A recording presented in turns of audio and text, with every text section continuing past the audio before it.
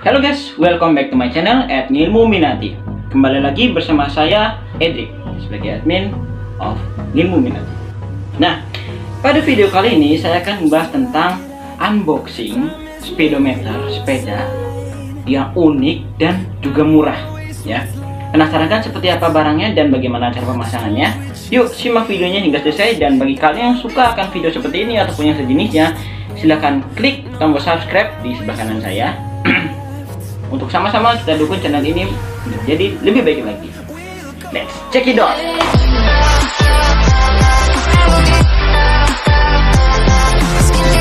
Oke, untuk langkah sterilisasi saya akan menyemprotnya dengan disinfektan terlebih dahulu ya. Sudah selesai.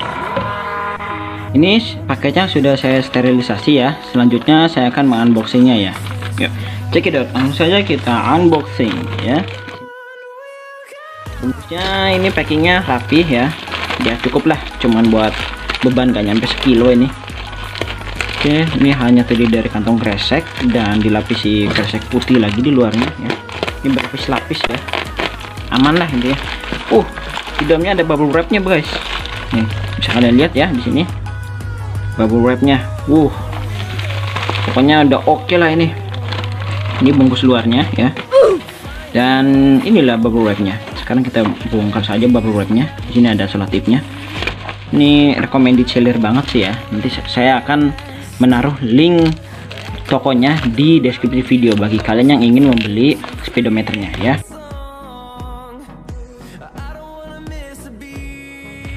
Oke, sudah kebuka guys. Yuk.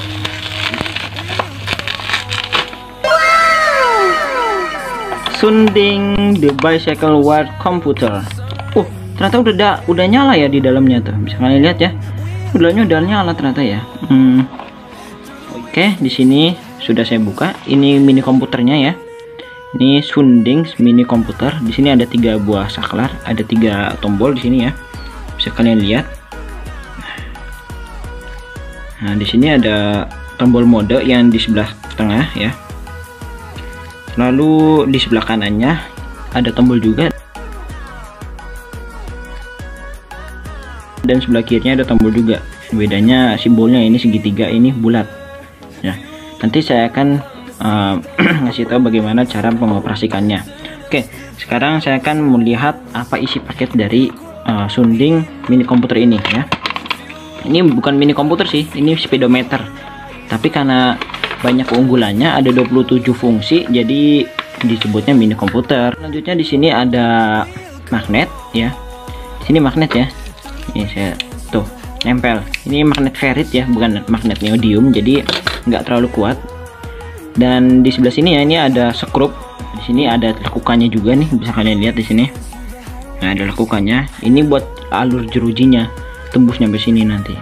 Gitu. Ya. Nah, selanjutnya di sini ada apa ini? Ada 2 buah nih. Oh ya, yang satu ini. Yang satu ini untuk naruh ininya nih, mini komputernya kayak gini. Ya, kayak gini apa ya? Nah, iya kayak gini. Nah, terus di sini ada penguncinya tuh ya. Jadi nggak bisa ketarik kecuali kalau kita pegang penguncinya kayak gini terus kita dorong. Nah, baru bisa. Nah, di sini juga ada 2 buah pin ya. Dan kedua buah pin ini jangan sampai tertutup ya, karena itu adalah masukan buat si mini komputer ini ya. Jadi pastikan biar pin ini bersih, tidak ada yang nutup, nggak ada yang karatan. Lalu kalian geser kayak gini, kayak masukkan seperti ini. Set, tinggal digeser aja. Set, nah udah deh kenceng, udah terpasang. Oke. Dan ini di bagian bawahnya ada sensor pembacanya ya. Ini receiver dan ini ibarat kata transmitter. Ketika ada magnet yang lewat jalur sini, maka dia akan ngebaca sebuah pergerakan dari sebuah magnet yang akan dicerna oleh si mini komputer ini melalui transmisi dari kabel dan pin konektor ini. Oke, lalu apalagi di dalamnya? Di sini ada kabel tis. Kabel tis ini berguna banget bagi kalian biar kabelnya tuh nggak ngejelimet kemana-mana gitu loh, biar nggak kecelakaan juga. Jadi biar rapih gitu, diiketin ke besi sepedanya, ke framenya gitu. Ini bagusnya lagi kalian bisa memasangnya di depan ataupun di ban belakang sepeda ya, bebas, yang penting kabelnya cukup ya. Tapi ya biasanya sih naruhnya di depan sih, saya juga akan naruh di depan. Oke, lalu apalagi yang ada di dalam di sini? Yang ada di sini ya, di sini nggak ada apa-apa, cuman buku manual. Di sini nggak ada apa-apa lagi.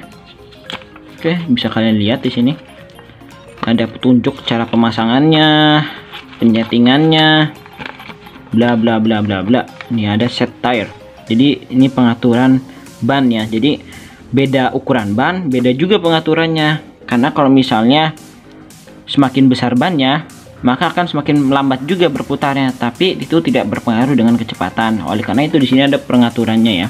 Nanti akan saya jelaskan di tahap bagaimana cara menyetingnya. Oke.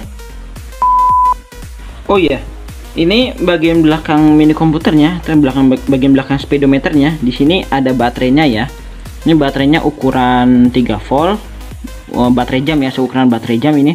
Dan ini bisa kalian buka dengan menggunakan kuku ya, kayak gini. Set. Nah, oke, ini udah kebuka, dan ini baterainya hanya satu ya. Jadi ini sangat hemat daya sekali. Oke, tutup lagi. Tutupnya juga mudah, tinggal putar ke kanan. Nah,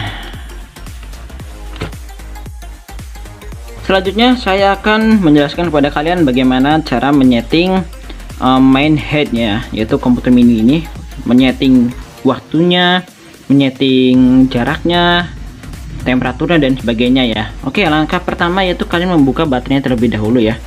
Di sini dibuka dulu baterainya, dicopot dulu. Habis dicopot nanti tinggal dipasangin lagi. Kenapa saya mencopot lalu memasangkannya lagi? Ini untuk mengembalikan ke pengaturan awal ya. Jadi kalau kalian bingung ya, kalian juga bisa kembali ke pengaturan awal dengan cara mencopot lalu memasangnya lagi. Maka tampilan layar akan seperti ini ya. Selanjutnya kalian klik tombol kanan 3 detik ya, untuk beralih ke tampilan data. Nah, ini sudah ada di tampilan data. Di sini ada cek detik kedap-kedip, artinya ini pengaturan temperatur di format Celsius. Kita bisa mengubahnya menjadi format Fahrenheit ataupun Celsius ya, dengan cara klik tombol kiri ya. Oke, saya akan mengatur ke format Celsius saja ya, default. Selanjutnya saya akan mengatur format waktu ya. Di sini ada dua format waktu, ada format waktu 12, ada format waktu 24. Kali ini saya akan memilih yang 24 ya. Sama seperti mengatur temperatur, kalian tinggal klik sebelah kiri ya untuk pengaturnya. Pilih 24. Lalu saya akan mengatur waktunya ya, men-setting konfigurasi waktunya. Kalian tinggal klik sebelah kanan lagi. Oke, sekarang udah ada di konfigurasi jam. Kalian tinggal pilih jamnya, sesuaikan dengan tombol kiri ya. Sekarang tuh jam 2:18. Oke, sekarang kita karena ini for waktunya 24 jam, jadi ini bisa nyampe lebih dari 13 sih jam 3 ya. Oke, sekarang berarti jam 14. Oke, untuk beralih ke konfigurasi menit, kalian klik kanan, maka kedipnya akan ada di menit. Kalian atur di sini jam 2:18 ya. Ya terserah kalian sih, terserah lah. Oke, selanjutnya kita konfigurasi detiknya ya. Klik kanan lagi. Ini nggak terlalu penting karena terlalu cepat ya. Klik kanan lagi aja. Maka akan masuk ke pengaturan konfigurasi tire circumference atau penyesuaian ukuran ban. Di sini ada beberapa ini ya, modul, ada beberapa jenis ban, tipe-tipenya seperti apa. Ukuran ban 26 ini kodenya, ukuran ban 24 kodenya ini. Karena saya ukuran bannya itu 16, yaitu ini, maka kodenya seperti ini ya, 12053. Kalian masukkan di sini. Ini kan apa nih di sini 3 ya. Berarti klik 3. 1 2 3. Kita geser ke sebelah kiri dengan klik tombol kanan. Oke, guys. Setelah 3 apa? Setelah 3 5 ya. Ini 5 berarti 1 2 3 4 5. Oke, geser sebelah kiri dengan klik tombol kanan lagi. Dan setelah angka 5, angka apa lagi ini? Angka 2 ya. Di 1 2. Sekali lagi. Nah, sebelah sini yang terakhir itu 1 ya. 1. Oke, 1253 benar. 1253 benar. Oke, selanjutnya kalian klik tombol kanan, maka akan menuju ke konfigurasi pembacaan jarak ya. Di sini ada dua pembacaan, ada kilometer, ada mil. Ya, kali ini saya akan mengubahnya ke format default yaitu kilometer. Oke, selanjutnya kalian klik tombol kanan lagi, maka akan muncul pengaturan odometer, rad, dan ya cuma itu doang sih, odo sama rad. Rad itu reading all time. Saya nggak tahu itu buat apa. Yang pastinya odometer itu untuk mengetahui jarak tempuh ya, maksimal jarak tempuh. Oke, di sini klik kanan untuk mengatur digit-digitnya ya. Klik kanan terus sampai tidak ada yang berkedip. Nah, ini masih ada yang berkedip. Oke, ini sudah tidak ada yang berkedip ya. Artinya pengaturan kita telah selesai, dan ini adalah jendela utama ya. Seperti itu ya. Oke, langsung saja kita pasang di sepedanya ya. Oke, sesi selanjutnya saya akan menunjukkan ke kalian bagaimana cara memasang sensornya ya. Ini sensornya ada di tangan saya ya. Ini cara masangnya gampang sekali. Kalian tinggal pasang di stang, entah di sebelah kiri ataupun sebelah kanan kalian. Intinya ini kabelnya itu menghadap ke depan ya. Jadi seperti ini masangnya. Di sini saya akan memasangnya di sebelah kiri ya. Lalu setelah dipasang, kalian ikatkan tali pengikatnya. Ini kabel tisnya. Di sini ada dua buah jalur ya. Bisa kalian perhatikan tuh, kiri kanan. Jadi ini cukup untuk dua kabel tis maksudnya. Oke, masukkan pengikatnya di sini. Satu, kunci di bagian bawahnya. Nah, setelah itu kalian masukkan satu lagi ya, di sini. Oke, sudah. Ini dikencangkan.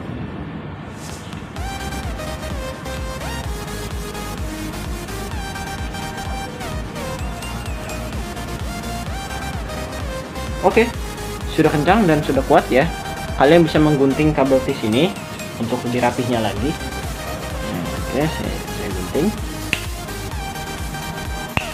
Oke, sudah rapi kan? Ini bisa kalian lihat hasilnya seperti ini. Nah, selanjutnya kalian lepas pengikat kabelnya untuk mengulurkan kabelnya biar bisa nyampe ke bawah ya.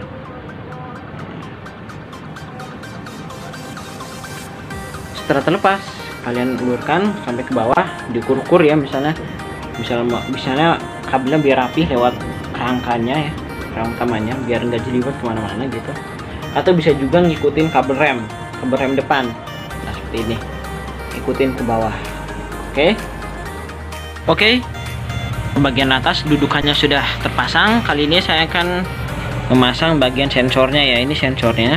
Ini kabelnya cukup panjang, karena memang ini memang bisa digunakan untuk sepeda gunung ataupun sepeda yang tinggi-tinggi ya. Nah, oke. Sekarang saya akan memasang sensornya ya. Nah, pasang sensornya di bagian ban. Boleh di atas, boleh di bawah, terserah ya. Kali ini saya akan memasangnya di bagian bawah seperti ini. Enggak, saya akan masang di bagian atas deh, kayak gini. Nah, untuk mengikatnya kalian masukkan kabel tis di dua lubang ini ya. Ini ada ada dua lubang. Ini cukup untuk dua kabel tis ya. Oke, saya akan pasangkan kabel tisnya di sini. Oke, ini sudah terpasang ya sensornya. Dan ini kabel tisnya bisa kalian potong untuk merapikannya ya. Sini saya akan memotongnya. Jangan sampai kabelnya ikutan terpotong ya, karena akan sia-sia. Oke, jadi seperti itu. Ini kabelnya kalian bisa rapikan sesuai dengan yang kalian inginkan. Bisa kalian satukan menjadi kabel remnya, atau kalian juga bisa lilitkan di bodi dari sepedanya ya. Oke, selanjutnya saya akan memasang bagian magnetnya ya di jeruji sepeda. Oke, untuk memasangkan ke jeruji sepedanya, kalian perlu memutar skrup ini ke berlawanan arah jarum jam ya, yaitu ke kiri hingga kendor. Nah, kalau udah kayak gitu, kalian bisa kendorkan seperti ini. Kalian putar terus sampai copot ya, sampai copot. Nah, di sini kalian bisa masukkan ke jeruji sepeda kalian ya. Oke, sudah dicopot ya. Ini bagian magnetnya diarahkan dikemukakan ke bagian sensornya ya, seperti ini. Jadi bukan magnetnya yang di belakang, tapi magnetnya yang ngarah ke sensor. Oke. Nah, seperti ini. Misalnya, saya akan memasangkannya di sini. Oke, sudah. Nih. Nah, pastikan agar tidak ada benturan ya. Jadi magnetnya ini nggak boleh terlalu jauh dari sensor, dan magnetnya ini juga nggak boleh ngebentur ke sensornya juga, biar lancar dan kecepatannya terbaca dengan akurat ya. Selanjutnya kalian kencangkan ya dengan penutupnya, itu yang bagian belakangnya seperti ini. Oke, sudah. Lalu kalian kencangkan juga, ini kan udah ditutup nih penutupnya.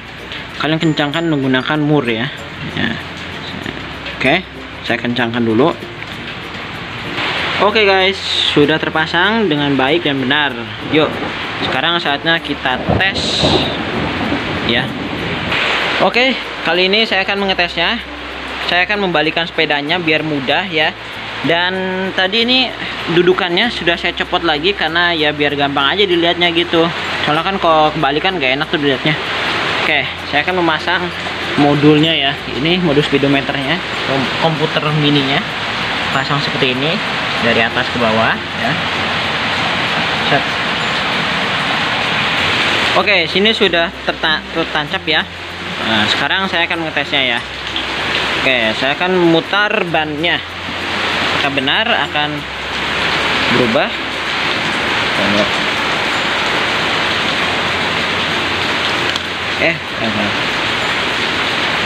Oh, terbaca ya.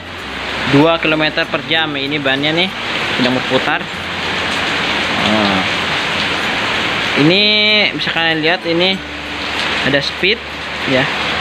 Dan jika kalian ubah-ubah modenya, ada AVS. AVS itu average speed, artinya kecepatan rata-rata ya. Kecepatan rata-rata kalian bersepeda. Sedangkan speed itu adalah kecepatan ya, kecepatan time ya, kecepatan saat itu juga gitu. Sedangkan jika ini nanti tuh ada max speed, mana ya? Oh ya, ini maksimal kecepatannya ya, itu 4 km per jam. Oke, kali ini saya akan memutarnya dengan sangat kencang ya. Lihat apakah terbaca. Oke, kalian lihat. Oh, terbaca guys. Oh, it's working. Wow, sip. Oke, sekarang saya berhentikan rodanya. Oke, kita lihat berapa kecepatan maksimal dari perputaran roda tersebut. Kita klik sampai ketemu max ya. Oke, di sini kalian bisa lihat maksimal kecepatannya 10 km per jam ya. Oh ya, ini kan karena pengaturan bannya nggak sesuai ya. Tadi itu saya pengaturannya 1,6 ya. Tapi di sini kan karena bannya tuh ukuran 20. Nah, untuk mengetahui ukuran ban, kalian bisa lihat di ukiran bannya ya. Kalian bisa lihat di sini. Nah, di sini ada tulisan 20 kali 1,95. Artinya ukuran bannya 20 dengan lebar bannya itu 1,95. Ukurannya inci ya. Nah, oke. Selanjutnya, karena ukurannya 20, jadi saya akan men-setting ulang di modulnya ya. Oke, sampai berkedip. Oke, sudah.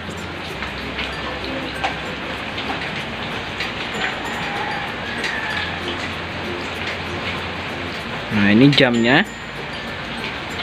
Nah, ini udah mulai. Di sini berapa nih yang ukuran 20? 20 kali ini yang terdekat aja deh itu. Yaitu 20 kali 1/4 ya, yaitu 1618. Oke, di sini kita tulis 1618. Oke. Ini ya 1. Ininya 6.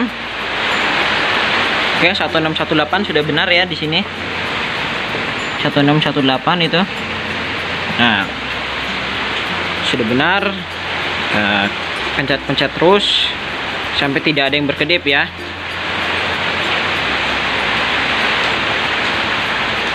Oke, kita kembalikan ke awal dengan cara clear data, yaitu tinggal klik sebelah kiri sampai 3 detik kalau nggak salah ya.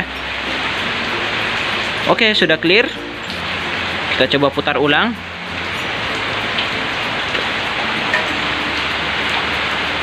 Nah, berapa nih yang terbaca di sini? 10 km per jam. Wah, ini real time sekali ya. Wow, good choice for you. Oke, saya akan berhentikan bannya. Nah, kita akan baca di sini berapa AVS-nya, itu average kecepatan rata-ratanya itu 6 km per jam. Oke, kita lihat. Ini masih AVS ya. Ini masih AVS juga. Nah, ini kecepatan maksimalnya ya. Kalian bisa lihat di sini kecepatan maksimalnya 10,9 km per jam. Wow. Oke, good choice. Kali ini saya akan menjelaskan beberapa fungsi kelebihan pada speedometer Sunding tipe SD563A. Dimulai dari fungsi yang pertama, yaitu SPD atau speed. Fungsi ini berfungsi untuk menampilkan kecepatan secara real time ataupun langsung ketika roda diputar. Lalu ada speed comparator. Fungsi ini berfungsi untuk menunjukkan kecepatan berada di posisi di bawah atau di atas rata-rata kecepatan. Speed comparator akan muncul dengan simbol panah ke atas untuk kecepatan di atas rata-rata dan panah di bawah untuk kecepatan di bawah rata-rata. Kecepatan rata-rata akan muncul di namanya AVS ya, yang akan saya bahas nanti. Selanjutnya ada fungsi odometer. Fungsi ini berfungsi untuk menampilkan jarak tempuh total. Odometer mempunyai akurasi hingga 0,1 km maksudnya, atau 100 meter, dan akan kembali ke 0 jika jarak sudah mencapai digit 9999 km. Selanjutnya ada fungsi distance atau DST. Fungsi ini berfungsi untuk menampilkan jarak tempuh dalam sekali jalan. Nah, hampir sama seperti fungsi odometer, di fungsi distance nilai akan kembali ke 0 jika jarak sudah mencapai digit 9999 km. Selanjutnya ada fungsi maksimum. Max di sini yaitu dimaksud adalah maksimum kecepatan. Fungsi ini berfungsi untuk menampilkan kecepatan maksimal yang pernah Anda capai sebelum di reset ya. Selanjutnya ada fungsi AVS, yaitu average speed atau kecepatan rata-rata.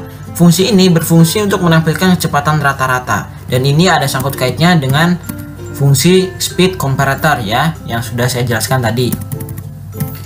Selanjutnya ada fungsi TTM atau total trip time.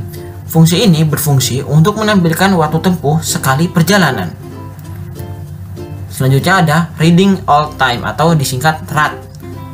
Fungsi ini berfungsi untuk menampilkan waktu tempuh seluruh perjalanan. Lalu ada stopwatch ya. Fungsi ini berfungsi untuk menghitung waktu maju. Cara mengaktifkannya gimana? Pertama, pencet tombol set atau tombol kanan, pencet terus hingga menuju ke tampilan stopwatch ya. Lalu tekan tombol atas ataupun kiri untuk memulai. Tekan lagi tombol kiri untuk menghentikan perhitungan. Mudah bukan? Selanjutnya ada fungsi temperatur. Fungsi ini berfungsi untuk menampilkan suhu sekitar komputer. Temperatur bisa diatur ke perhitungan Celsius ataupun perhitungan Fahrenheit. Selanjutnya ada sleep mode. Fungsi ini berfungsi untuk mematikan komputer jika tidak ada sinyal gerakan roda atau tidak ada yang menekan tombol dalam hitungan 300 detik. Tentunya ini akan menghemat daya baterai. Selanjutnya ada overspeed reminder. Fungsi ini berfungsi untuk mengingatkan kepada pengendara bila kecepatan lebih dari 20 km per jam. 20 km per jam itu adalah kecepatan rata-rata atau kecepatan maksimal pada sepeda ya. Nah, layar kecepatan ini itu terdapat di paling atas, akan berkedip ketika melebihi batas kecepatannya. Selanjutnya ada fungsi care reminder. Fungsi ini berfungsi untuk mengingatkan kepada pengendara bila kendaraan telah menempuh jarak 500 km. Layar akan muncul simbol kunci Inggris dan bisa hilang jika menekan tombol menu atau tengah dan kiri secara bersamaan ya. Jadi tombol tengah sama tombol kiri itu dipencet selama bersamaan, dan itu menunggu beberapa detik, lalu simbol simbol ini apa, simbol kunci Inggris ini atau kunci pas akan hilang dengan sendirinya ya. Selanjutnya ada fungsi Machine Oil Reminder. Fungsi ini berfungsi untuk mengingatkan kepada pengendara bila kendaraan butuh penambahan oli. Nah, fungsi ini akan muncul di layar dengan simbol oli, ya bukan oli sih tapi wadah oli lebih tepatnya lagi, dan bisa hilang jika menekan tombol menu atau tombol tengah dan tombol atas atau kiri secara bersamaan. Ini cara menghilangkannya sama seperti kayak reminder ya. Nah, selanjutnya ada fungsi Freeze Frame Memory. Fungsi ini berfungsi untuk membukukan layar pada saat itu juga. Nah, layar akan berkedip dengan cara menekan tombol atas ataupun kiri ya, tombol kiri, dan akan kembali sempurna jika memencet tombol yang sama. Selanjutnya ada fungsi Auto Backlight. Fungsi ini berfungsi untuk menyalakan lampu backlight agar mudah dilihat ketika suasana gelap dengan menekan tombol menu atau tombol tengah. Nah, berikut ini aturan nyala matinya. Aturan pertama, pencet tombol manapun untuk menyalakan lampu dan akan mati otomatis dalam hitungan 3 detik. Aturan kedua, pencet tombol menu atau tombol tengah selama 3 detik, maka lampu akan menyala selama 5 detik. Aturan ketiga, pencet tombol menu atau tombol tengah selama 5 detik, maka lampu akan menyala tanpa henti. Aturan keempat, pencet tombol menu atau tombol tengah lebih dari 5 detik, maka lampu akan kembali mati dan kembali ke pengaturan awal. Maksudnya pengaturan backlightnya ya. Nah, menarik bukan? Ini sangat berguna sekali bagi kalian, wahai para goeser ya, para bikers go to work, go to school and anything. Nah, bagi kalian yang tertarik untuk memesannya, silahkan kunjungi link yang sudah saya cantumkan di deskripsi video. Selamat berbelanja, dan akhir kata sampai jumpa di video berikutnya.